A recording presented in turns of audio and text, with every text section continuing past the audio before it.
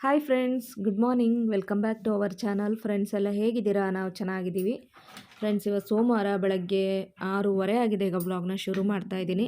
ಬೆಳಗ್ಗೆ ಇವತ್ತು 6 ಕಾಲ್ಗೆ ಎದ್ದೆ. 6 ಕಾಲ್ಗೆ ಎದ್ದು ಫ್ರೆಶ್ ಅಪ್ ಆಗಿ ಈಗ ನಾನು ತಲೆ ಬಚ್ಕೊತಾ ಇದ್ದೀನಿ. ಸೊ ಬೆಳಗ್ಗೆನೇ ಎದ್ದ ತಕ್ಷಣ ಮುಖ ತೊಳ್ಕೊಂಡು ತಲೆ ಬಚ್ಕೊಂಡು ರೆಡಿಯಾಗಿ ನಮ್ಮ ಕೆಲಸಗಳನ್ನ ಶುರು ಮಾಡುವಂಥದ್ದು. ಈ ರೀತಿ ಮಾಡಿದ್ರೆ ಮನೆಗೂ ಕೂಡ ಒಳ್ಳೆಯದು, ಹಾಗೆ ನಮಗೂ ಕೂಡ ಕೆಲಸ ಮಾಡೋದಕ್ಕೆ ಕಾನ್ಫಿಡೆನ್ಸ್ ಬರುತ್ತೆ. ಹಾಗೆ ಇನ್ನೇನು ಭಾನುವಾರ ಮುಗ್ದೋಯ್ತು. ಸೋಮವಾರ ಆದ ತಕ್ಷಣ ಆ್ಯಸ್ ಇಟ್ ಈಸ್ ಸೇಮ್ ರೋಟೀನು. ಸ್ಕೂಲಿಗೆ ಕಳಿಸು, ಬ್ರೇಕ್ಫಾಸ್ಟ್ ಮಾಡು, ಅದು ಮಾಡು, ಇದು ಮಾಡು ಅಂದ್ಕೊಂಡು ಕೆಲಸ ಬೆಳಗ್ಗೆನೇ ಶುರುವಾಗುತ್ತೆ. ಪ್ರತಿದಿನ ಪ್ರತಿಯೊಬ್ಬ ಗೃಹಿಣಿಗೂ ಕೂಡ ಈ ಕೆಲಸ ಇದ್ದೇ ಇರುತ್ತೆ. ಸೊ ಬೆಳಗ್ಗೆ ಆದ ತಕ್ಷಣ ಎದ್ದು ಏನೇ ನಮಗೆ ಕಷ್ಟ ನೋವುಗಳಿದ್ರೂ ಬಡ ಬಡ ಅಂತ ಮನೆ ಕೆಲಸ ಏನಿರುತ್ತೆ ಅದನ್ನು ಮುಗಿಸ್ಕೊಳ್ಳೇಬೇಕು. ಮಕ್ಕಳನ್ನ ಸ್ಕೂಲಿಗೆ ಕಳಿಸ್ಬೇಕು, ಗಂಡನ ಕೆಲಸಕ್ಕೆ ಕಳಿಸ್ಬೇಕು, ಇದೆಲ್ಲ ಇದ್ದೇ ಇರುತ್ತೆ, ಪ್ರತಿಯೊಬ್ಬರು ಮಾಡೋವಂಥದ್ದೇ. ಸೊ ಇವತ್ತಿನ ನನ್ನ ರೋಟೀನ್ ಯಾವ ರೀತಿಯಾಗಿದೆ ಅನ್ನೋದನ್ನು ನಾನು ಈ ವ್ಲಾಗಲ್ಲಿ ತೋರಿಸ್ತೀನಿ. ಈ ವ್ಲಾಗ್ ನಿಮ್ಗೆ ಇಷ್ಟ ಆದರೆ ಪ್ಲೀಸ್ ಲೈಕ್ ಮಾಡಿ. ಹಾಗೆ ಚಾನಲ್ನ ಹೊಸ್ದಾಗಿ ನೋಡ್ತಿರೋರು ಮರೀತಿ ಸಬ್ಸ್ಕ್ರೈಬ್ ಮಾಡ್ಕೊಂಡು ನೋಡಿ. 6:30 ಆಗಿದೆ. 6:30ಗೆ ಚೆನ್ನಾಗಿ ಬೆಳಕಾಗ್ಬಿಟ್ಟಿದೆ. ಮಾತ್ರ ಬಿಸಿಲು ಮಾತ್ರ ಇಲ್ಲ ಬಿಡಿ. ಬಿಸಿಲು ಅನ್ನೋದೇ ನೋಡಿ ಒಂದು 2-3 ದಿನ ಆಗಿದೆ. ಏನಂತಂದರೆ ಮಳೆ ಬರ್ತಾ ಇದೆ, ಆವಾಗವಾಗ ಮಳೆ ಬರ್ತಾ ಇದೆ. ಒಂಥರ ಕ್ಲೌಡಿ ಆಗಿದೆ ನೋಡ್ಬೋದು. ತುಂಬ ಒಂಥರ ಕೋಲ್ಡು. ಹೊರಗಡೆ ಬರೋದಕ್ಕೇ ಚಳಿ ಅನಿಸುತ್ತೆ. ಬಾಗಿಲು ತೆಗೆದುಬಿಟ್ರೆ ಚಳಿ ಚಳಿ ಅನಿಸುತ್ತೆ. ಬೆಳಗ್ಗೆ ಎದ್ದ ತಕ್ಷಣ ಇನ್ನೇನು ಕೆಲಸ, ಮುಂದಿನ ಕೆಲಸ ಹೊರಗಡೆ ಎಲ್ಲ ಕ್ಲೀನ್ ಮಾಡ್ಕೊಳ್ಳೋ ಅಂಥದ್ದು, ಆ ಕೆಲಸನ ಮಾಡ್ತಾಯಿದ್ದೀನಿ. ನನಗೇನಾಗಿದೆ ಅಂದರೆ ತುಂಬಾ ಸೊಂಟ ನೋವು ಜಾಸ್ತಿ ಆಗಿಬಿಟ್ಟಿದೆ. ಸೊಂಟ ಅಂದರೆ ಕಾಲು ಮುಂದೆ ಇಡೋದಕ್ಕಾಗೋದಿಲ್ಲ ಅನ್ನೋಷ್ಟು ನೋವಿದೆ. ಒಟ್ಟಾರೆ ನಡಿಬೋದು, ಬಟ್ ಬಗ್ಗೋದಕ್ಕೆ ಕಷ್ಟ ಆಗ್ತಾಯಿದೆ. ಕೂತ್ಕೊಳ್ಳೋಕೆ ಕಷ್ಟ, ಬಗ್ಗೋದಕ್ಕೆ ಕಷ್ಟ, ಆ ಥರ ಆಗಿಬಿಟ್ಟಿದೆ. ಸೊ ಆದ್ರೂ ಇನ್ನೇನು ಮಾಡೋದು ಅಂತೇಳ್ಬಿಟ್ಟು ಕೂತ್ಕೊಂಡಿದ್ರೆ ಹಾಗೆ ಆಗಿಬಿಡುತ್ತೆ ಅಂತೇಳಿ ನಾನು ಟ್ರೈ ಮಾಡಿಕೊಂಡು ಕೆಲಸಗಳನ್ನೆಲ್ಲ ಮಾಡ್ತಾಯಿದ್ದೀನಿ. ಸೊ ಇವತ್ತು ಹೊರಗಡೆ ಕ್ಯಾಮ್ರಾ ಇಟ್ಬಿಟ್ಟು ನಾನು ವಿಡಿಯೋ ಮಾಡ್ತಾಯಿದ್ದೀನಿ. ನೋಡೋದಕ್ಕೊಂಥರ ಚೆನ್ನಾಗಿದೆ ಅನ್ನಿಸ್ತದೆ ನೋಡಿ. ಹೊರಗಡೆ ಎಲ್ಲ ನೋಡಿ ಇಷ್ಟು ಸ್ಪೇಸ್ ಇದೆ ಅಲ್ವ, ಅಲ್ಲೆಲ್ಲ ನೀಟಾಗಿ ಈಗ ಗುಡಿಸ್ಕೊಂಡು ನಾನು ಎಲ್ಲ ಒರೆಸ್ಕೊಂಡು ಕ್ಲೀನ್ ಮಾಡ್ಕೊಂಡ್ಬಿಡ್ತೀನಿ. ರಂಗೋಲಿ ಎಲ್ಲ ನಿನ್ನೆ ಬಿಡಿಸಿದಂಥ ರಂಗೋಲಿ ಏನಿದೆ ಅದನ್ನೆಲ್ಲ ನೀಟಾಗಿ ಈಗ ನಾನು ಗುಡಿಸ್ಕೊತಾ ಇದ್ದೀನಿ. ಹಾಗೆ ನೋಡಿ, ನಾನು ಆಲೋವೆರಾ ಗಿಡದಲ್ಲಂತೂ ಸಖತ್ತು ಬಿಟ್ಟಿದೆ. ಸುಮಾರು ಈ ನಡುವೆ ಒಂದು 4-5 ಆಲೋವೆರಾ ಇದನ್ನ ಕಟ್ ಮಾಡಿಕೊಂಡೆ, ಕೊಂಬೆಗಳನ್ನ. ಇನ್ನೂ ಕೂಡ ಚೆನ್ನಾಗಿ ಬೆಳೆದಿದೆ ದೊಡ್ಡದಾಗಿ ನೋಡಿ. ಹಾಗೆಯೇ ನೆನ್ನೆ ಎಲ್ಲ ವಾಶ್ ಮಾಡಿದ ಬಟ್ಟೆಗಳನ್ನೆಲ್ಲ ಇಲ್ಲೇ ಮುಂದೆನೇ ಹಾಕ್ಕೊಂಡಿದ್ದೀನಿ. ಹಾಗಾಗಿ ನೋಡ್ಬೋದು, ಯೂನಿಫಾರ್ಮ್ನೆಲ್ಲ ಅಲ್ಲೇ ಒಣ ಹಾಕ್ಕೊಂಡಿದ್ದೀನಿ. ಇನ್ನೊಂದು ಸ್ವಲ್ಪ ಎಲ್ಲ ಡ್ರೈ ಆಗಬೇಕು, ಯಾಕಂದರೆ ಬಿಸಿಲಿರಲಿಲ್ಲ. ಹಂಗಾಗಿ ಒಣಗಬೇಕು. 2-3 ದಿನ ತೊಗೊಳುತ್ತೆ ಬಟ್ಟೆ ಒಣಗೋದಕ್ಕೆ. ಹಾಗೆಯೇ ಫ್ರೆಂಡ್ಸ್, ನಾನು ಲೆಗ್ಗಿನ್ಸ್ ಹಾಕ್ಕೊತಾ ಇಲ್ಲ. ಅಂದರೆ ನಂಗೆ ನೈಟ್ ಹೊತ್ತು ಲೆಗ್ಗಿನ್ಸ್ ಹಾಕ್ಕೊಂಡ್ರೆ ತುಂಬಾ ಅಷ್ಟೊಂದು ಹಿಂಸೆ ಅನ್ನಿಸ್ತಾ ಇರುತ್ತೆ. ಹಾಗಾಗಿ ನಾನು ನೈಟ್ ಪ್ಯಾಂಟ್ಗಳೆಲ್ಲ ಏನು ತೊಗೊಂಡಿದ್ದೆ ಅದನ್ನೇ ಹಾಕ್ಕೊಂಡ್ಬಿಡ್ತೀನಿ. ನಾನು 4 ಪ್ಲಾಕಲ್ಲಿ ಕೂಡ ಈ ಥರದ ಪ್ಯಾಂಟ್ಗಳು ತೊಗೊಂಬಂದಿದ್ದೆ, ಕಂಫರ್ಟಬಲ್ ಆಗಿರುತ್ತೆ. ಹಾಗಾಗಿ ನಾನು ಅದನ್ನೇ ಹಾಕ್ಕೊತೀನಿ. ಟಾಪ್ ಜೊತೆ ಇದನ್ನೇ ಹಾಕ್ಕೊಂಡಿದ್ದೀನಿ. ಇದೇನು ಟಾಪ್ ಜೊತೆ ಇದನ್ನು ಹಾಕ್ಕೊಂಡಿದ್ದೀರಾ ಅಂತ ಅಂದ್ಕೊಂಬಿಡಿ. ಹಾಗೆಯೇ ಈ ನಡುವೆ ನಾನು ಆವಾಗವಾಗ ಟೀ ಶರ್ಟ್ಗಳನ್ನೂ ಕೂಡ ಹಾಕ್ಕೋತೀನಿ. ಅಂದರೆ ಹಾಕ್ಕೊಂಡಾಗ ನಾನು ಎಲ್ಲೂ ಹೊರಗಡೆ ಹೋಗೋಲ್ಲ. ತೊಗೊಂಡಿದ್ದೀನಲ್ಲ ಅಂತ ಹೇಳ್ಬಿಟ್ಟು ಹಾಕ್ಕೋತಾ ಇದ್ದೀನಿ. ಶೈವೆ ಅವ್ರ ಕಡೆಯಿಂದ ತೊಗೊಂಡಿದ್ದೆ ನೋಡಿ, ಆ ವಿಡಿಯೋ ನೀವು ನೋಡಿರ್ತೀರ. ಸೊ ಈ ರೀತಿ ಟೀ ಶರ್ಟ್ ಹಾಕ್ಕೊಂಡು ಹೋದರೂ ಒಂದು ಕುರ್ತಾಗೇ ಈ ಪ್ಯಾಂಟ್ಗಳನ್ನ ಹಾಕ್ಕೊಂಡು ಯೂಸ್ ಮಾಡ್ತಾಯಿದ್ದೀನಿ. ತುಂಬ ಚೆನ್ನಾಗಿದೆ ಇದು. ಹಂಗಾಗಿ ಹಾಗೆಯೇ ಈಗ ಹೊರಗಡೆ ಎಲ್ಲ ಗುಡಿಸಿದ್ದಾಯಿತು. ಗುಡಿಸಾದ ನಂತರ ಇನ್ನೇನು ಹೊರಗಡೆ ಎಲ್ಲ ಕ್ಲೀನ್ ಮಾಡಿಕೊಂಡು, ಹೊಸ್ಲನ್ನೆಲ್ಲ ಕ್ಲೀನ್ ಮಾಡಿಕೊಂಡು ನೀಟಾಗೆಲ್ಲ ಈಗ ಒರೆಸ್ಕೊಂಡ್ಬಿಡ್ತೀನಿ ನಾನು. ಗಿಡಗಳಿಗೆಲ್ಲ ನೀರು ಹಾಕಿ, ಮಳೆ ಬಂದಿರೋದ್ರಿಂದ ಮಳೆ ಜಾಸ್ತಿ ನೀರು ಹಾಕೋ ಅವಶ್ಯಕತೆ ಇಲ್ಲ. ಗಿಡಗಳಿಗೆ ಚೆನ್ನಾಗೆಲ್ಲ ನೀರು ಬಿದ್ದಿದೆ, ಮಳೆ ನೀರೇ. ಹಾಗೆ ಮಳೆ ಬಂದಾದಮೇಲೆ ಕೂಡ ಚೆನ್ನಾಗಿ ಗಿಡಗಳೆಲ್ಲ ಚಿಗುರ್ತಾ ಬರ್ತಾಯಿದೆ ನಿಧಾನಕ್ಕೆ. ಹಾಗೆ ಮನಿ ಪ್ಲ್ಯಾಂಟ್ ಕೂಡ ಈ ನಡುವೆ ತುಂಬ ಚೆನ್ನಾಗಿ ಚಿಗುರ್ತಾ ಬರ್ತಾಯಿದೆ. ಒಳಗಿಂದ ಹೊರಗಡೆ ತಂದಿಟ್ಟಿದ್ದೀನಿ ನೋಡಿ. ಹಾಗಾಗಿ ಒಂಥರ ಚೆನ್ನಾಗಿ ಚಿಗುರು ಬರ್ತಾಯಿದೆ.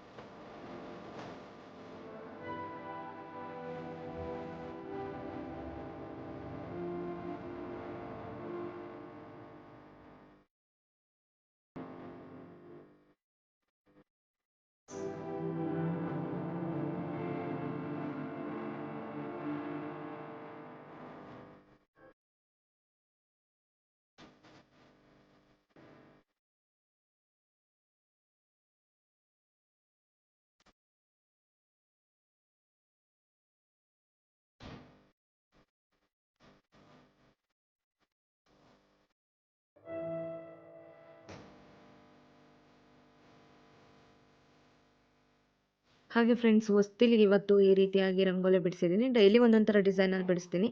ಸೊ ಡೈಲಿ ಈ ರೀತಿ ಅರಿಶಿನ ಹಚ್ಬಿಟ್ಟು, ಅರಿಶಿನ ಕುಂಕುಮ ಇಟ್ಟು ನೀಟಾಗಿ ಮನೆ ಮುಂದೆ ಒಂದು ರಂಗೋಲಿ ಬಿಟ್ಟರೆ ಮನೆ ಬಾಗಿಲು ಒಂದು ರೀತಿ ಲಕ್ಷಣವಾಗಿ ಕಾಣಿಸ್ತಾ ಇರುತ್ತೆ.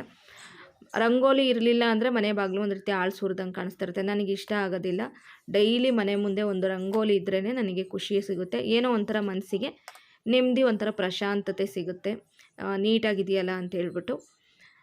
ಸೊ ಇವಾಗ ಈ ರಂಗೋಲಿ ಬಿಡಿಸಿದ್ದೀನಿ ನೋಡಿ. ಈ ರೀತಿ ಬಾರ್ಡ್ರ್ ಬಿಡಿಸ್ಬಿಟ್ಟು ಒಂದು ರಂಗೋಲಿ ಬಿಡಿಸ್ತಾ ಇದ್ದೀನಿ. ಸೊ ಈ ರಂಗೋಲಿ ಸಾಮಾನ್ಯ ಎಲ್ರಿಗೂ ಬರುತ್ತೆ. 7ರಿಂದ 4 ಚಿಕ್ಕಿಯ ರಂಗೋಲಿ ಈಸಿಯಾಗಿ ಬಿಡಿಸ್ಕೊಬೋದು. ಆ ರಂಗೋಲಿನ ಬಿಡಿಸ್ತಾ ಇದ್ದೀನಿ. ಸೊ ಪೂರ್ತಿಯಾಗಿ ವಿಡಿಯೋ ನೋಡಿ.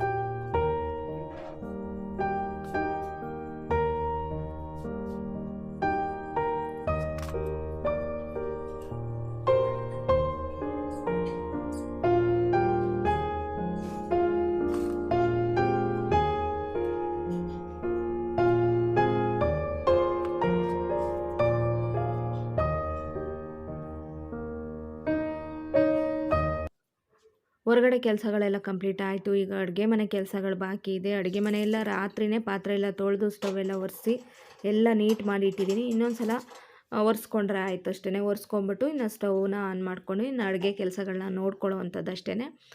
ಸೊ ಮತ್ತೊಮ್ಮೆ ನಾನು ಒರೆಸ್ಕೊತಾ ಇದ್ದೀನಿ ನೀಟಾಗಿ. ಹಾಗೆ ಪಾತ್ರೆಗಳನ್ನೆಲ್ಲ ತೊಳೆದಿಟ್ಟಿದ್ದೀನಿ. ಆ ಪಾತ್ರೆಗಳನ್ನೆಲ್ಲ ಸ್ವಲ್ಪ ಜೋಡಿಸಿ ಇಟ್ಕೊಬೇಕಷ್ಟೇ. ಇನ್ನು ಬ್ರೇಕ್ಫಾಸ್ಟ್ ಇವತ್ತು ಏನು ಮಾಡೋದು ಅಂತ ಯೋಚನೆ ಮಾಡ್ತಾಯಿದ್ದೆ. ಸ್ವಲ್ಪ ತರಕಾರಿಗಳೆಲ್ಲ ಇತ್ತು. ತರಕಾರಿ, ಕ್ಯಾರೆಟು, ಬೀನ್ಸು ಅಷ್ಟು ಮಾತ್ರ ಇತ್ತು. ತನು ನೆನ್ನೆನೇ ಕೇಳಿದ್ಲು ಫ್ರೈಡ್ ರೈಸ್ ಮಾಡಿ ಅಂತ ಹೇಳ್ಬಿಟ್ಟು. ನಾನು ಫ್ರೈಡ್ ರೈಸಿಗೆ ಕ್ಯಾಪ್ಸಿಕಮ್, ಕ್ಯಾಬೇಜ್ ಎರಡು ಕೂಡ ಇರಲಿಲ್ಲ. ಸೊ ಕ್ಯಾರೆಟು, ಬೀನ್ಸು ಅದನ್ನೇ ಹಾಕ್ಬಿಟ್ಟು ಸಿಂಪಲಾಗಿ ಇವತ್ತು ಫ್ರೈಡ್ ರೈಸ್ ಮಾಡ್ಕೊಳ್ಳೋಣ ಅಂತ ಅಂದ್ಕೊಂಡಿದ್ದೀನಿ. ಹಾಗೆ ಹಾಲನ್ನ ಇವಾಗ ಕಾಯೋದಕ್ಕೆ ಇಡ್ತಾ ಇದ್ದೀನಿ.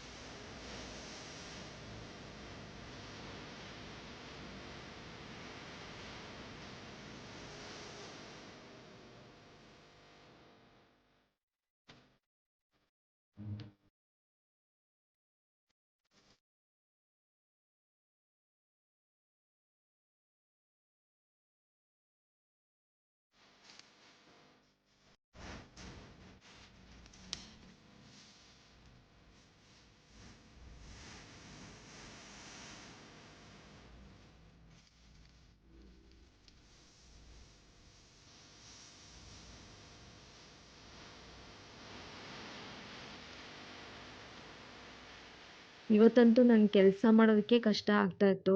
ಸೊಂಟ ಎಲ್ಲ ತುಂಬ ಪೇಯ್ನ್ ಜಾಸ್ತಿ ಇತ್ತು. ಬಟ್ ಆದರೂ ಮಾಡ್ತಾಯಿದ್ದೀನಿ. ಈಗ ಪಾತ್ರೆಗಳನ್ನೆಲ್ಲ ತೊಳೆದಿಟ್ಟಿದ್ದೆ ರಾತ್ರಿನೇ. ಅದನ್ನೆಲ್ಲ ನಾನೀಗ ಜೋಡಿಸಿ ಇಡ್ತಾ ಇದ್ದೀನಿ. ಹಾಗೆಯೇ ಇನ್ನು ನಾನು ರೈಸ್ ಎಲ್ಲ ಮಾಡಬೇಕು. ಫ್ರೈಡ್ ರೈಸಿಗೆ 8:30 ಅಷ್ಟೊತ್ತಿಗೆ ಕೆಲಸ ಆಗಬೇಕಲ್ಲ ಅಂತೇಳ್ಬಿಟ್ಟು ಬೇಗ ಬೇಗ ಮಾಡ್ತಾಯಿದ್ದೀನಿ. ನಿಜವಾಗ್ಲೂ ಮಾಡೋಕ್ಕಾಗ್ತಾ ಇರಲಿಲ್ಲ. ಅಲ್ಲಿ ಕೆಳಗಡೆ ಕೂತ್ಕೊಂಡು ಹೊರಗಡೆ ಒಂದು ರಂಗೋಲಿ ಬಿಟ್ಟು ಬಂದಿದ್ದೆ. ನನಗೆ ತುಂಬಾ ಪೇಯ್ನ್ ಅನ್ನಿಸ್ತಾ ಇತ್ತು. ಬಗ್ಗೋದಕ್ಕೆ ಆಗ್ತಾ ಇರಲಿಲ್ಲ. ಆದರೂ ಕಷ್ಟಪಟ್ಟು ಮಂಡಿ ಗ್ರಿಪ್ ತೊಗೊಂಡು ಬಗ್ತಾಯಿದ್ದೆ. ಆ ರೀತಿ ಆಗ್ತಾಯಿತ್ತು. ಸರಿ, ಇನ್ನೇನು ಅನ್ನ ಮಾಡಿಬಿಟ್ಟು ಬೇಗ ತಿಂಡಿ ಮಾಡಿ ತನನ್ನ ಕಳಿಸ್ಬಿಟ್ಟು ಆಮೇಲೆ ಸ್ವಲ್ಪ ಹೊತ್ತು ರೆಸ್ಟ್ ಮಾಡೋಣ. ರೆಸ್ಟ್ ಮಾಡಿಬಿಟ್ಟು ನಿಧಾನವಾಗಿ ಕೆಲಸ ಮುಗಿಸ್ಕೊಳ್ಳೋಣ ಅಂತಲೇ ಅಂದ್ಕೊಂಡಿದ್ದೀನಿ.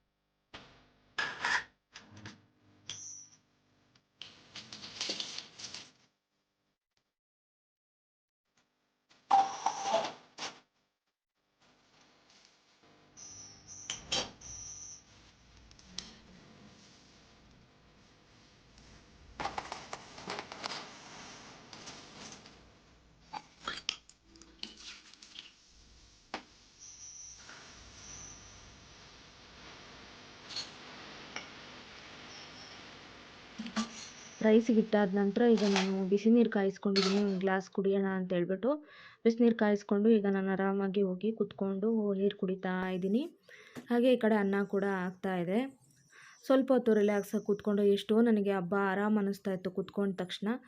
ಹಾಗೆ ನೀರು ಕುಡ್ಕೊಳ್ತಾ ಒಂಥರ ತಂಪಾಗಿದೆಯಲ್ಲ ವಾತಾವರಣ ನೋಡ್ತಾ ಇದ್ದೆ. ಅದಾದಮೇಲೆ ಈಗ ನಾನು ತನುಗೆ ಸ್ನ್ಯಾಕ್ಸಿಗೆ ಜೋಳನ ಬೇಯಿಸ್ತಾ ಇದ್ದೀನಿ. ಜೋಳ ತೊಗೊಂಬಂದಿದ್ದೆ, ಹಾಗೆ ಇಟ್ಬಿಟ್ಟಿದ್ದೆ, ಜೋಳನ ಬೇಯಿಸೇ ಇರಲಿಲ್ಲ. ಹಾಗಾಗಿ ಇವತ್ತು ಜೋಳನ ಬೇಯಿಸ್ಕೊಡೋಣ ಅಂತ ಅಂದ್ಕೊಂಡೆ. ಹಾಗೆಯೇ ಫ್ರೈಡ್ ರೈಸ್ ಕೂಡ ರೆಡಿ ಮಾಡಿದೆ. ಬಟ್ ಫ್ರೈಡ್ ರೈಸ್ ರೆಸಿಪಿ ತೋರಿಸಲಿಲ್ಲ. ಮಾಮೂಲಿ ಈರುಳ್ಳಿ ಮತ್ತು ಹಸಿರು ಮೆಣಸಿಕಾಯಿ, ಶುಂಠಿ ಬೆಳ್ಳುಳ್ಳಿ paste, carrot, beans, soya sauce, chilli sauce ಇಷ್ಟನ್ನೇ ಹಾಕಿರೋದು ಈ ಫ್ರೈಡ್ ರೈಸಿಗೆ. ಆಮೇಲೆ ಫ್ರೈಡ್ ರೈಸ್ ಪೌಡ್ರ್ ಹಾಕಿ ಮಾಡಿದ್ದೀನಿ. ಇನ್ನು ನಾವು ಕ್ಯಾಪ್ಸಿಕಮ್ಮು, ಕ್ಯಾಬೇಜ್ ಎಲ್ಲ ಹಾಕ್ಕೊಂಡು ಮಾಡ್ಕೊಬೋದು. ನಾನು ಆ ರೆಸಿಪಿ ತೋರಿಸಿಲ್ಲ, ಮುಂಚೆ ಎಲ್ಲ ತೋರಿಸಿದ್ದೀನಿ. ಹಾಗೆ ಜೋಳ ಕೂಡ ಕಟ್ ಮಾಡಿ ರೆಡಿ ಮಾಡಿದ್ದಾಯಿತು. ಇದನ್ನೆಲ್ಲ ಮಾಡಿ ಅವಳಿಗೆ ಬಾಕ್ಸಿಗೆ ಹಾಕ್ಕೊಟ್ಟು ತಿನ್ನಿಸಿ ಸ್ಕೂಲಿಗೆಲ್ಲ ನಾನು ಕಳಿಸಿದ್ದಾಯಿತು. ಅದಾದಮೇಲೆ ನಾನು ಯಾವುದೇ ವ್ಲಾಗ್ ಮಾಡೋಕ್ಕಾಗಲಿಲ್ಲ. ಸಂಜೆ ನಾನು ವ್ಲಾಗ್ನ ಕಂಟಿನ್ಯೂ ಮಾಡ್ತಾಯಿದ್ದೀನಿ. ಸಂಜೆ ಈಗ ಗಂಟೆ 6:30 ಆಗಿದೆ. ಚೆನ್ನಾಗಿ ಮಳೆ ಬರ್ತಾಯಿದೆ ನೋಡಿ.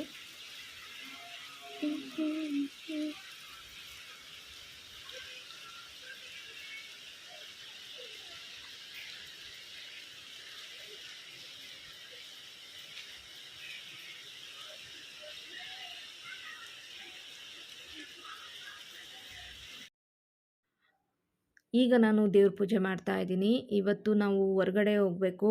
ಸೊ ಈ ಡ್ರೆಸ್ಸನ್ನು ಹಾಕ್ಕೊಂಡಿದ್ದೀನಿ. ಎಲ್ಲಿಗೆ ಅಂತ ಹೇಳ್ಬಿಟ್ಟು ನಾನು ಮುಂದೆ ವ್ಲಾಗಲ್ಲಿ ಹೇಳ್ತೀನಿ ನಿಮಗೆ. ಎಲ್ಲ ಸಾಯಂಕಾಲದ ಕೆಲಸಗಳನ್ನೆಲ್ಲ ಮುಗಿಸ್ಕೊಂಡು ನಾನು ರೆಡಿಯಾಗಿ ದೇವ್ರ ಪೂಜೆ ಮಾಡ್ತಾ ಇದ್ದೀನಿ. ಇವತ್ತು ಬೆಳಗ್ಗೆ ನನಗೆ ದೇವ್ರ ಪೂಜೆ ಮಾಡೋಕ್ಕಾಗಲಿಲ್ಲ.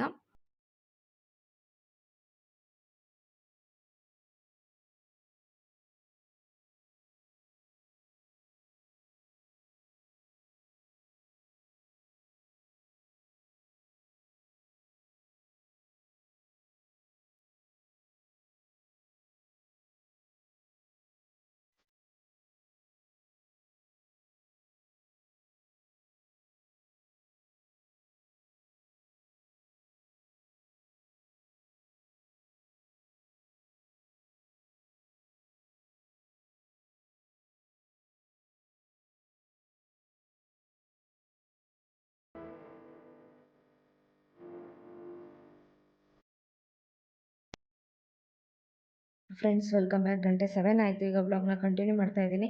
ಸೊ ಬೆಳಗ್ಗೆ ನಾನು ತನಗೆ ಬ್ರೇಕ್ಫಾಸ್ಟ್ ಮಾಡಿಕೊಟ್ಟಿದ್ದೆ ಅಷ್ಟೇ. ತನನ್ನ ಸ್ಕೂಲಿಗೆ ಕಳಿಸಿ ಆಮೇಲೆ ನಾನು ಫುಲ್ಲು ರೆಸ್ಟ್ ಮಾಡಿದ್ದಾಯಿತು. ಯಾಕೆಂದರೆ ನನಗೆ 5 ದಿನ ಆಯಿತು ಸೊಂಟ ನೋವು ಬಂದ್ಬಿಟ್ಟು. ಇಲ್ಲಿ ತುಂಬ ಪೇಯ್ನ್ ಇದೆ ನನಗೆ ಸೊಂಟ ಸೆಂಟ್ರಲ್ಲಿ ಮತ್ತು ಬಲಗಡೆ ತುಂಬ ಪೇಯ್ನ್ ಇದೆ ನನಗೆ. ಕಾಲು ಬೇರೆ ನೋವು ಅಂತ ಹೇಳಿದೆ ನಿಮಗೆ.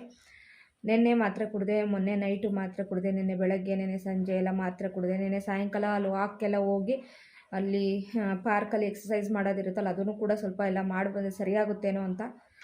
ಬಟ್ ನೆನ್ನೆ ರಾತ್ರಿನೂ ಸರಿಯಾಗಿ ನಂಗೆ ನಿದ್ದೆ ಮಾಡೋಕ್ಕಾಗಲಿಲ್ಲ. ಅಷ್ಟು ನನಗೆ ಸುಸ್ತಾದಂಗೆ ಆಗಿತ್ತು. ಬೆಳಗ್ಗೆನೂ ಎದ್ದು ಕೆಲಸಗಳನ್ನೆಲ್ಲ ಮಾಡಿಕೊಂಡೆ. ಆದ್ರೂ ಆಮೇಲೆ ಇವಾಗ ನಾನು ಸಾಯಂಕಾಲ ತನಕ ನಾನು ಸ್ನಾನನೂ ಮಾಡಿರಲಿಲ್ಲ. ಇವತ್ತು ಸೋಮವಾರ ಆದ್ರೂ ತುಂಬ ಪೇಯ್ನ್ ಇತ್ತು ಅಂತೇಳಿ ಮಲ್ಕೊಂಡ್ಬಿಟ್ಟಿದ್ದೆ. ನನ್ನ ಹಸ್ಬೆಂಡು ಸರಿ ಸಾಯಂಕಾಲ ಹಾಸ್ಪಿಟಲಿಗೆ ಹೋಗೋಣ, ನಾವು ಮಾಮೂಲಿ ರೆಗ್ಯುಲರಾಗಿ ಹೋಗೋ ಡಾಕ್ಟ್ರ್ ಹತ್ರನೇ ಸಂಜೆ ಹೋಗೋಣ ಅಂತಂದರು. ಈಗ ಅವ್ರಿಗೋಸ್ಕರ ವೆಯ್ಟ್ ಮಾಡ್ತಾಯಿದ್ದೀನಿ. ಮಳೆ ಬರ್ತಾನೇ ಇದೆ. ಇವಾಗ 7 ಗಂಟೆ ಆಯಿತು. ಇವಾಗ ಹೋಗಬೇಕು ಆಸ್ಪತ್ರೆಗೆ. ಆಗ್ತಾಯಿಲ್ಲ, ಅಷ್ಟು ಪೇಯ್ನ್ ಇದೆ ನನಗೆ, ತುಂಬಾ ಪೇಯ್ನು. ಸೊ ಹಾಸ್ಪಿಟಲಿಗೆ ಹೋಗಿ ಬಂದು ಏನು ಹೇಳ್ತಾರೆ ಅಂತ ಆಮೇಲೆ ಹೇಳ್ತೀನಿ ನಾನು. ಅಷ್ಟು ನನಗೆ ಈ ಥರ ಬೆಂಡ್ ಮಾಡೋದಕ್ಕಾಗಲ್ಲ, ತುಂಬ ಕಷ್ಟ ಆಗುತ್ತೆ. ಈ ರೀತಿ ಬೆಂಡ್ ಮಾಡೋದಕ್ಕೂ ಆಗಲ್ಲ, ಕೂರೋಕ್ಕಾಗಲ್ಲ, ಆಮೇಲೆ ನಿಂತ್ಕೊಳ್ಳೋಕ್ಕೂ ಆಗಲ್ಲ, ಕೂರೋಕ್ಕೂ ಆಗಲ್ಲ, ಮಲಗೋಕ್ಕೂ ಆಗಲ್ಲ, ಬೆಂಡ್ ಮಾಡೋಕ್ಕಾಗಲ್ಲ. ಆ ರೀತಿಯಾಗಿದೆ ನನಗೆ. ತುಂಬ ಈ ರೀತಿ ಪೇಯ್ನ್ ಬರುತ್ತಂತಲೇ ನಾನು ಇದನ್ನು ತೊಗೊಂಡೆ, ಟಮ್ಮಿ ಟ್ವಿಸ್ಟರ್ ಬರುತ್ತಲ್ಲ ಅದು ಮಾಡ್ತಾ ಇರೋದಕ್ಕೇನೋ ಗೊತ್ತಿಲ್ಲ, ವಿಪರೀತ ಇನ್ನೂ ನೋವು ಜಾಸ್ತಿ ಆಗಿದೆ. ಫ್ರೆಂಡ್ಸ್, ಈಗ ನನ್ನ ಹಸ್ಬೆಂಡ್ ಬಂದರು ಕೆಳಗಡೆ. ಈಗ ಹಾಸ್ಪಿಟಲ್ಗೆ ಹೋಗಿ ತೋರಿಸ್ಕೊಂಡು ಬರ್ತೀನಿ. ಪೇಯ್ನ್ ಆಗ್ತಾಯಿಲ್ಲ, 5 ದಿನದಿಂದ ತಡ್ಕೊಂಡೆ, ಇವತ್ತು ನನ್ನ ಕೈಲಿ ಆಗ್ತಾಯಿಲ್ಲ. ಹಂಗಾಗಿ ಹೋಗಿ ತೋರಿಸ್ಕೊಂಡು ಬರ್ತೀನಿ. 3 ದಿನ ಕಂಟಿನ್ಯೂಸ್ಲಿ ಟ್ಯಾಬ್ಲೆಟ್ ಕುಡಿದ್ರೂ ಕಡಿಮೆ ಆಗಿಲ್ಲ. ಹಂಗಾಗಿ ಬಾ, ಬೇಗ ಹಾಕು.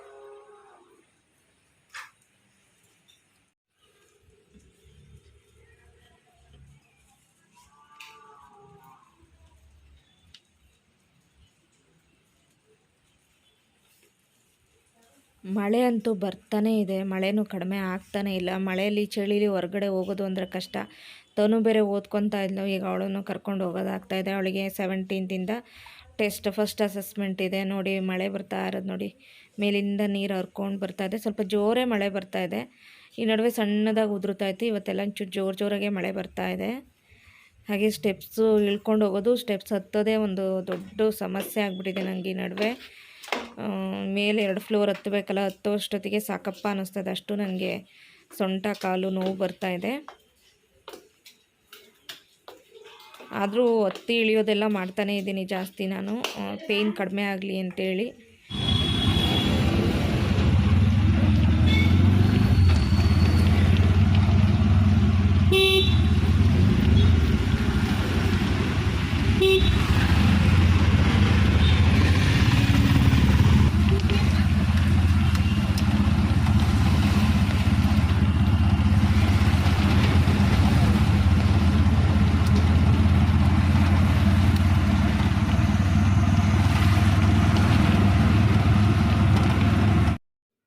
ಹಾಸ್ಪಿಟಲಿಗೆ ಬಂದಿದ್ದಾಯಿತು, ಡಾಕ್ಟ್ರ್ ಹತ್ರ ತೋರಿಸಿದ್ದು ಆಯಿತು.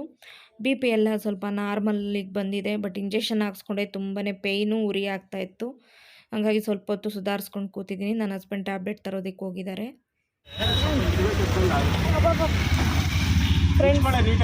ಉಚ್ಕೊಂಡೆ ಫ್ರೆಂಡ್ಸ್, ಇಂಜೆಕ್ಷನ್ ಹಾಕಿಸ್ಕೊಂಬಂದೆ. ತುಂಬ ಉರಿತದೆ ಇಂಜೆಕ್ಷನ್. ಟ್ಯಾಬ್ಲೆಟ್ಸು ಎಲ್ಲ ತೊಗೊಂಬಂದಿದ್ದೀನಿ. ಬೇರೆ ಟ್ಯಾಬ್ಲೆಟ್ಸ್ ಬರ್ಕೊಟ್ಟಿದ್ದಾರೆ. ಹಾಸ್ಪಿಟಲ್ ತೋರಿಸ್ಕೊಂಡು ಈಗ ಹೋಗ್ತಾ ಇದ್ದೀನಿ. ಯಪ್ಪ,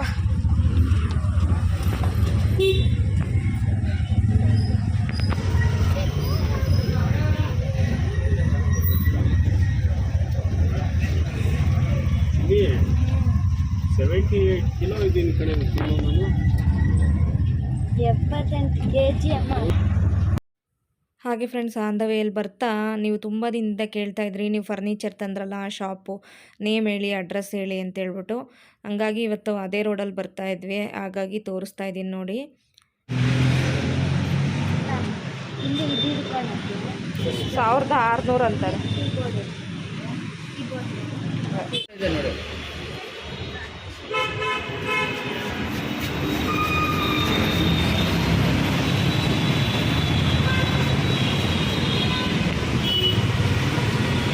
ಸುಮ್ಮನೆ ಒಂದು ರೌಂಡ್ ತೊಗೊಂಡು ಬರ್ತೀನಿ, ಕೇಳಿದ್ರು ಹಂಗಾಗಿ. ಸೊ ಫ್ರೆಂಡ್ಸ್, ಲಾಸ್ಟ್ ಟೈಮ್ ಕೇಳಿದ್ರಲ್ವಾ ನಾನು ಫರ್ನಿಚರ್ ಎಲ್ಲ ತೊಗೊಂಡಾಗ, ಇದೇ ಅಂಗಡಿ AS ಎಂಟರ್ಪ್ರೈಸಸ್ ಅಂತೇಳಿ. ಸೊ ಇಲ್ಲಿ ನಿಯರ್ ಇರೋರು ಯಾರಾದರೂ ಬಂದು ಇಲ್ಲಿ ಪರ್ಚೇಸ್ ಮಾಡ್ಬೋದು. ಇಲ್ಲೊಂದು ಶಾಪ್ ಇದೆ, ಇನ್ನು ಆ ಕಡೆ ಒಂದು ಶಾಪ್ ಇದೆ ನೋಡಿ. ಇಲ್ಲೆಲ್ಲ ಬೀರುಗಳ ಸೆಕ್ಷನ್ ಇದೆ. ಇನ್ನು ಬ್ಯಾಕ್ ಸೈಡು ಅಲ್ಲೊಂದು ಶಾಪ್ ಇದೆ. ಇವತ್ತು ಬಂದಿದ್ನಲ್ವಾ ನೋಡಿ, ನಾನು ಲಾಸ್ಟ್ ಟೈಮ್ ತೊಗೊಂಡ್ನಲ್ವಾ ಅದೇ ಥರ ಡ್ರೆಸ್ಸಿಂಗ್ ಟೇಬಲ್ಗಳಿಲ್ಲಿದೆ ನೋಡಿ. ರೋಲಿಂಗ್ ಡ್ರೆಸ್ಸಿಂಗ್ ಟೇಬಲ್ ಎಲ್ಲ ಇದೆ.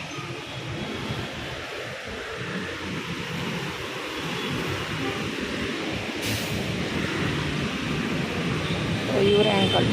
ಸರಿ ಅಂಕಲ್, ಆಯ್ತು, ಓಕೆ. ಫ್ರೆಂಡ್ಸ್, ಇದ್ರ ಪ್ರಾಪರ್ ಅಡ್ರೆಸ್ಸು ನೀವು ಬನಶಂಕರಿಯಿಂದ ಸೀದಾ ಕನಕಪುರ ಮೇನ್ ರೋಡಲ್ಲಿ ಬಂದರೆ ನಿಮಗೆ ಎಳ್ಚನಹಳ್ಳಿ ಅಂತ ಸಿಗುತ್ತೆ.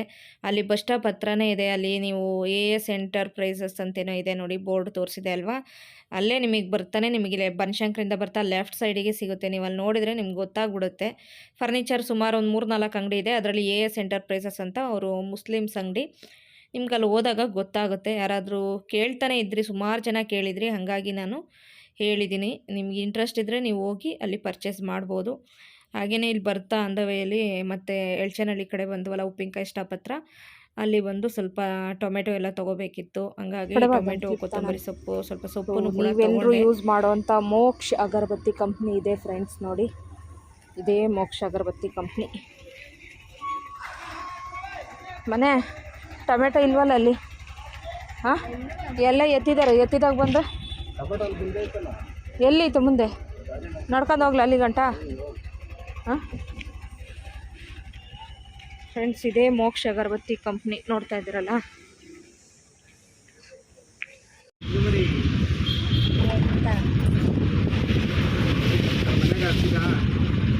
ಮನೆ ಬ್ಯಾಂಕ್ ATMಗೆ ಹೋಗಿ ಮನೆ.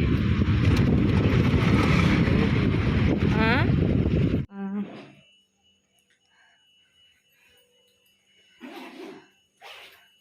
ಫ್ರೆಂಡ್ಸ್, ಮನೆ ಬರೋತ್ತಿಗೆ 8:45 ಆಯಿತು. ಈಗ ಬಂದ್ವಿ. ಮೆಡಿಸನ್ ಬರ್ಕೊಟ್ರು, ತೊಗೊಂಡು ಬಂದ್ವಿ ಅಷ್ಟೇ. ಹಾಗೆಯೇ ಸಾಂಬಾರಿದೆ. ಸಾಂಬಾರು ಸ್ವಲ್ಪ ತಿಳಿ ಸಾರಿದೆ, ಆಮೇಲೆ ಇದಿದೆ ತರಕಾರಿ ಸಾರು ಸ್ವಲ್ಪ ಇದೆ, ಅನ್ನ ಮಾಡ್ಕೊಬೇಕು. ಹಾಗೆಯೇ ಈಗ ಸೊಪ್ಪು ತೊಗೊಂಬಂದೆ. ಸೊ ಸೊಪ್ಪು ಫ್ರೆಶ್ ಆಗಿ ಸಿಕ್ತು, ಹಂಗಾಗಿ ತಂದೆ.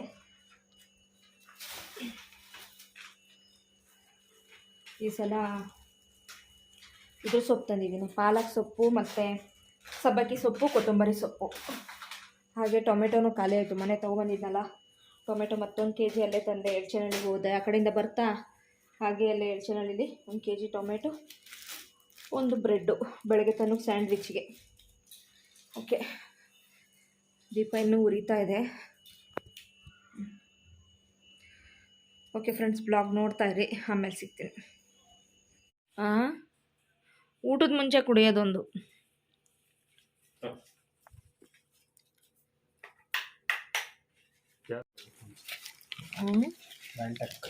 ಅದರಲ್ಲಿ ಟ್ಯಾಬ್ಲೆಟ್ ಜೊತೆ ರ್ಯಾಂಟನ ಏನು ಬರ್ದಿದೆ ಅದೇನಾ? ಅದೇ ಊಟದ ಮುಂಚೆದು ಕೊಡು. ಊಟದ ಮುಂಚೆ 2, ಊಟ ಆದಮೇಲೆ ಇದು ಕೆಂಪು. ಊಟ ಆದಮೇಲೆ 2. ರ್ಯಾಂಟಾಗಿ ಒಳ್ಳೆ ಟ್ಯಾಬ್ಲೆಟ್ ಅದು, ಗ್ಯಾಸ್ಟ್ರಿಕ್.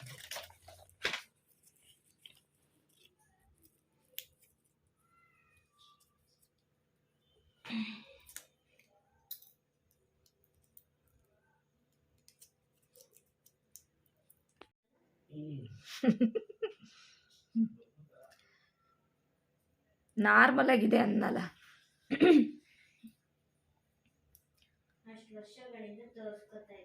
ಕೊಬ್ಬು ತಾನೆ ಮತ್ತೆ ಮಾಡು.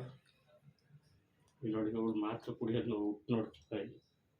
ಇದಿನ ಥರ ಮಾತ್ರೆ ಕುಡಿಯೋರು ಯಾರೂ ಇಲ್ಲ. ಮಾತ್ರೆ ಕುಡಿಯೋದು ಹೆಂಗೆ ಅಂತ ತೋರಿಸ್ತೀನಿ ನೋಡಿ. ಹಿಂಗೆ ಓಪನ್ ಮಾಡೋದು ನೋಡಿ, ನಿನ್ನ ಥರ ನೀರು ಹಾಕ್ಕೊಂಡು ಅದೆಲ್ಲ ಮಿಕ್ಸ್ ಮಾಡಲ್ಲ, ಹಿಂಗೆ ತಕ್ಕೊಬೇಕು, ಹಿಂಗೆ ಕುಡಿಬೇಕು. ನೀನು ಬಿಡಪ್ಪ, ನೀನು ಹಂಗೆ ಕುಡಿತೀಯ, ನಮ್ಗಾಗಲ್ಲ. ಮಾತ್ರೆ ಕುಡಿಯೋವಂಥ ಧರ್ಮ ಸಂಕಟ, ಇಂಜೆಕ್ಷನ್ ತಗೊಳ್ಳೋವಂಥ ಕಷ್ಟ ಯಾರಿಗೂ ಬೇಡ, ನನ್ನ ಕೈಲಾಗಲ್ಲ. ಹಾಗೆ ಫ್ರೆಂಡ್ಸ್, ನಾವು ಮಾತ್ರೆ ಕುಡಿಯೋದು ಅಂತ ಹೇಳಿದ್ದೀವಿ, ಅಂದರೆ ನಾವು ಜಾಸ್ತಿ ಮಾತಾಡ್ಬೇಕಾದ್ರೆ ಹಾಗೆ ಹೇಳ್ತೀವಿ. ಕೆಲವರು ಲಾಸ್ಟ್ ಟೈಮ್ ಕೂಡ ನುಂಗೋದು ಅಂತೇಳಿ ಕುಡಿಯೋದು ಅಂತ ಹೇಳ್ತೀರಾ ಅಂತ ಕಮೆಂಟ್ಸ್ ಹಾಕಿದ್ರಿ, ಹಾಗಾಗಿ ಹೇಳ್ತಿದ್ದೀನಿ. ಈಗ ಊಟ ಮುಗಿಸಿ ಮಾತ್ರೆ ನುಂಗಿ ಮಲಗ್ತಾ ಇದ್ದೀವಿ. ಊಟ ಆಯಿತು, ಹಾಗೆ ಎಲ್ಲ ಕೆಲಸಗಳನ್ನ ಮುಗಿಸಿ ಈಗ ಮಲ್ಕೊತಾ ಇದ್ದೀವಿ. ಗಂಟೆ ಈಗ 10:30 ಆಯಿತು. ಇವತ್ತಿನ ಬ್ಲಾಗ್ ನಿಮ್ಗೆ ಇಷ್ಟ ಆಗಿದೆ ಅಂತ ಅಂದ್ಕೊಳ್ತೀನಿ. ಇಷ್ಟ ಆದರೆ ಪ್ಲೀಸ್ ಲೈಕ್ ಮಾಡಿ, ಹಾಗೆ ಚಾನಲ್ನ ಹೊಸ್ದಾಗಿ ನೋಡ್ತಿರೋರು ಮರೀದೆ ಸಬ್ಸ್ಕ್ರೈಬ್ ಮಾಡಿ. ಮತ್ತೆ ಮುಂದಿನ ಬ್ಲಾಗಲ್ಲಿ ಸಿಗ್ತೀನಿ. ಬಾಯ್, ಗುಡ್ ನೈಟ್.